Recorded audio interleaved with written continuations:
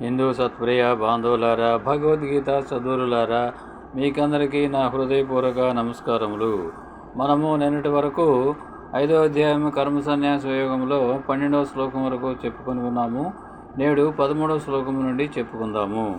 13వ శ్లోకం ఏమిటంటే, సర్వకర్మాణి మనసా సన్యస్యాస్తే సుఖం వసి నవద్వారే పురే దేహి నైవ కుర్వన్న కారయన్. తాత్పర్యం ఏమిటంటే, నిగ్రహవంతుడైన దేహధారి మనసు ద్వారా అన్ని విహిత కర్మ ఫలాలను ఆత్మ పరమాత్మ కల్పించి 9 ద్వారాలు గల ఈ శరీరం అనే పురంలో తాను ఏ కర్మ చేయించక ఆత్మానందములు సుఖంగా నిశ్చలంగా ఉంటాడు అనేది తాత్పర్యము. దీనికి భాష్యం ఏమిటంటే, నవద్వారములు అనగా తలభాగమున గల శబ్దాది జ్ఞాన సాధనాలైన చెవులు, నేత్రములు, ముక్కులు 2 చొప్పున 6 నోరుతో కలిసి 7 రంధ్రాలు. అధో భాగమున అంటే క్రింద మల ఉపస్థలు 2 వెరసి 9 రంధ్రాలు ఉన్నాయి. ఈ విధంగా నైష్టికీ స్థాయికి ఎదిగిన సాధకుడు దేహమనే మహానగరములో మహారాజులాగా తానేమీ చేయించక సుఖంగా ఉంటాడు. పరమాత్మ దేవాదిదేవుడు అంశ అయినటువంటి ఆత్మ యొక్క సన్నిధానంలోనే శరీరానికి సంబంధించిన అన్ని క్రియలు చక్కగా జరుగుతున్నాయి. ఏ మానవునికైనా కర్మలు చేయించేవి ప్రస్తుత శరీరంలోని ప్రారబ్ధ వాసనలు, చేసేవి స్థూల శరీరంలోని అవయవాలు ద్వారా పనులు జరుగుతూ ఉంటాయి. అంతేగాని సాక్షి అయినా ఆత్మ అయినా తాను ఏ కర్మ చేయలేదు అనే భావనలో స్థిరంగా ఉంటాడు. అట్టివాడే నిష్కామ కర్మ యోగయుక్తుడు అని అర్థము. ఉదాహరణకు, న్యాయస్థానంలో న్యాయాధికారి తన స్థానంలో కూర్చున్న తదుపరి కోర్టు కార్యక్రమాలు యథావిధిగా కొనసాగుతాయి. ఇక్కడ న్యాయమూర్తి కేవలం సాక్షి మాత్రమే. ఆయన సమక్షంలో కోర్టు కార్యక్రమం కొనసాగుతాయి. అలాగే ఆత్మ కూడా వ్యక్తి చేయు కర్మ కానీ కర్తృత్వ భావం కానీ ఆ వ్యక్తి యొక్క వాసనామయ ప్రకృతి వలనే జరుగుతున్నది అనేది భావము. తరువాత ఆత్మగా పరమాత్మగా తానేమీ చేయటం లేదనే విషయాన్ని తెలియజేస్తున్నారు దేవాదిదేవుడు. 14వ శ్లోకము. న కర్తృత్వం న కర్మాణి లోకస్య సృజతి ప్రభు న కర్మఫల సంయోగం స్వభావస్తు ప్రవర్తతే. దీనికి తాత్పర్యం ఏమిటంటే, పరమాత్మ ఎవరు? శాసకుడు. ఈ లోకాన్ని శాసించేటువంటి వాడు పరమాత్మ, దేవాదిదేవుడు, భగవంతుడు, మహావిష్ణువు. పరమాత్మ లోకములోని సర్వప్రాణికోటికి కర్మ నేను చేస్తున్నాను అనే భావాన్ని కలిగించడు. అలాగే కర్మలను కూడా ఎవరికీ కల్పించడు. అదేవిధంగా కర్మఫలాన్ని కోరే సంకల్పాన్ని కూడా ఎవరికీ కలిగించడు. కానీ వారి వాసనామయ స్వభావమే వారి చేత ఆ విధంగా ప్రవర్తింపజేస్తున్నది. అందుచేత కర్మఫలాన్ని కోరేవారే కర్మఫలానికి బద్ధులు. నిష్కామ కర్మయోగులు కర్మఫలానికి బద్ధులు కారు అనేది తాత్పర్యము. దీనికి భాష్యం ఏంటంటే, బాధ్యతలను, కర్మలను, కర్మబంధాలను భగవంతుడు మనపై రుద్దుతున్నాడని సామాన్యంగా అనుకుంటాము. నిజానికి పరమాత్మ అలాంటిదేమీ మనపై రుద్దడం లేదు. లోకంలో ఉన్న అన్ని ప్రాణులకు అవి స్థావరం కానీ జంగమం కానీ అల్పమైన క్రిమి కీటకాదులు కానీ మానవులు కానీ వారి ప్రస్తుత శరీరంలోని స్వభావాలను బట్టే వారు ఆడుతుంటారు. జన్మ కారణమై ప్రస్తుత శరీరంలోని గుణ స్వభావాలను అనుసరించే ఇక్కడ ఈ స్థూల జగత్తులో ఆయా ఉపాధులు అంటే ఆయా శరీరాలచే కర్మలు జరుగుతూ ఉంటాయి. అందులో కేవల సాక్షి అయిన పరమాత్మాంశ అయిన పవిత్రాత్మకు ఏ విధమైన సంబంధం లేదు. ఆయన కేవలం వారిలో గల ప్రజ్ఞానం బ్రహ్మ అంటే పరమాత్మ. వారిలో గల పరమాత్మ సర్వాన్ని ఎరుకగలిగించే జ్ఞాన చైతన్యం మాత్రమే. తరువాత నిప్పుది కాల్చే స్వభావం. మన చర్మానిది సుకుమార స్వభావం.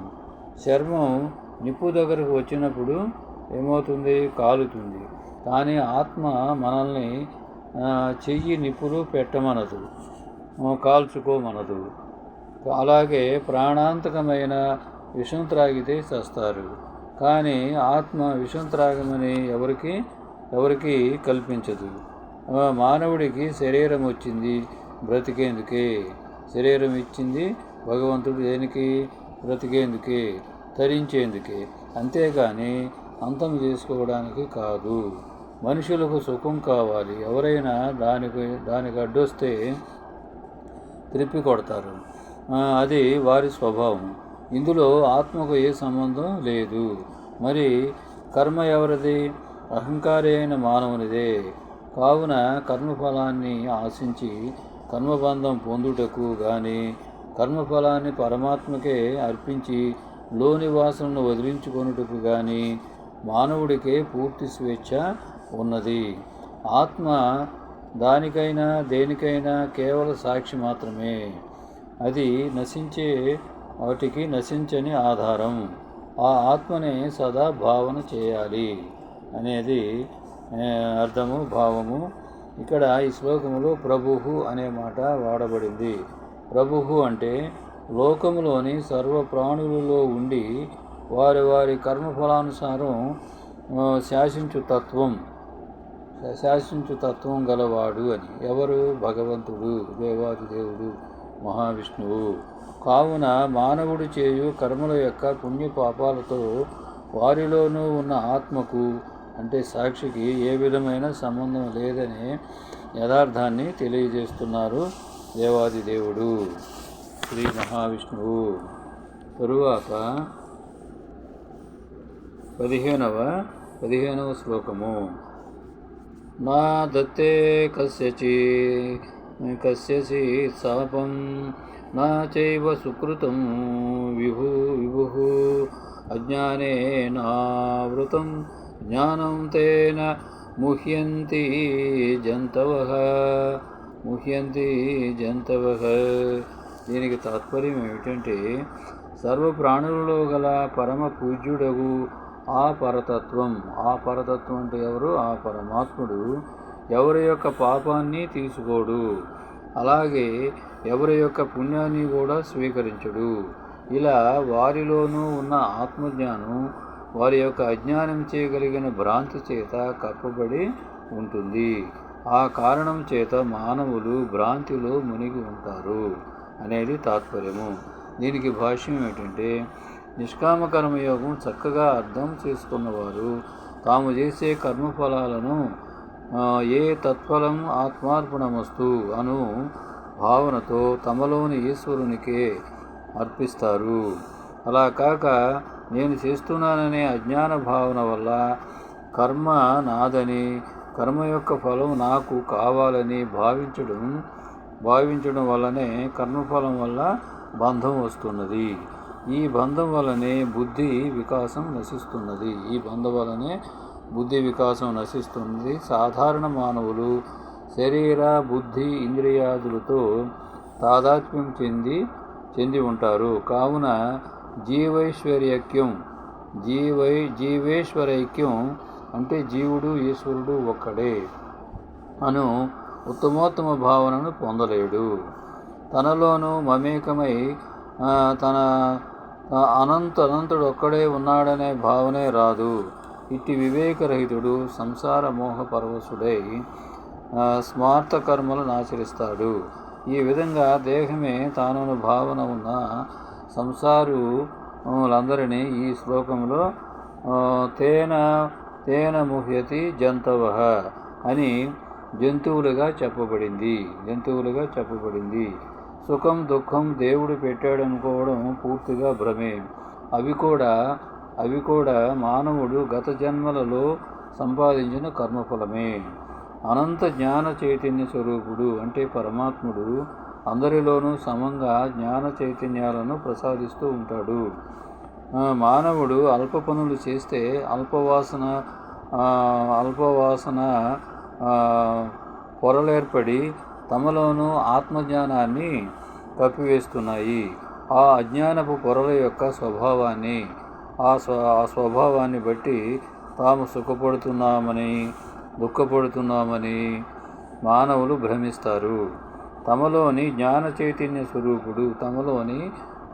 చైతన్య స్వరూపుడు దేవాది దేవుడు పరమాత్మ కేవల సాక్షి సదా ఆనంద స్వరూపుడు మాత్రమే. కానీ అజ్ఞానులు ఆయన ఉనికిని గ్రహించలేరు, ఆత్మభావనను పొందలేరు, పొందిన ఆ భావనలు స్థిరంగా ఉండలేరు అనేది ఈ శ్లోకానికి భావము. ఈ శ్లోకంతో విరమించుకుందాము. మనము రేపు చెప్పుకుందాము. జై శ్రీరామ్, జై శ్రీరామ్, జై శ్రీకృష్ణ, జై శ్రీకృష్ణ, జై శ్రీకృష్ణ, జై శ్రీకృష్ణ. హరే కృష్ణ, హరే కృష్ణ, కృష్ణ కృష్ణ హరే హరే, హరే రామ, రామ రామ హరే హరే. శ్రీరామ జై రామ, జై జై రామ, శ్రీరామ జై రామ, జై జై రామ. భగవద్గీత శరణం శరణం, రామపాదం శరణం శరణం, కృష్ణపాదం శరణం శరణం. భగవద్గీత శరణం శరణం, రామపాదం శరణం శరణం, కృష్ణపాదం శరణం శరణం. భారత్ మాతా की जय. जय हिंद.